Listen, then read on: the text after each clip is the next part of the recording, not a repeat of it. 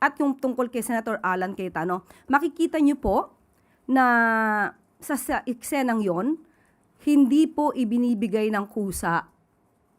Dahil hawak po literally ni Senator Alan Cayetano si Senator Jinggoy Estrada. At nagkaroon lamang ng pagpipigil itong si Secretary John Vic. Pinigilan niya na makalabas si Senator Jinggoy Estrada. In other words, wala pa sa kustodiya nila na matatawag itong si Senator Jinggoy habang nakikipagtalo si Senator Alan Cayetano. So, yung voluntariness was negated sa mga ganong akto. But can we consider that as obstruction of justice?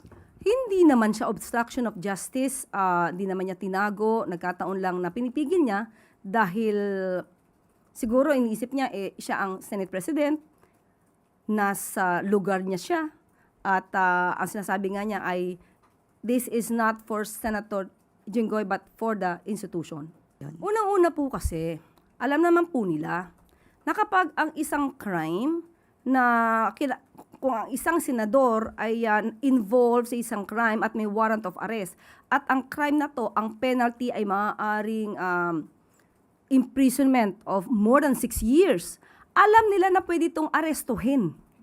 So, hindi po nga kailangan na sila ay humadlang, mas magandang makipag-cooperate sila sa mga law enforcers. Yun po ang tamang proseso at yun po ang may paggalang sa bawat institusyon. Yeah, that's why. Senate independence. Independence from what?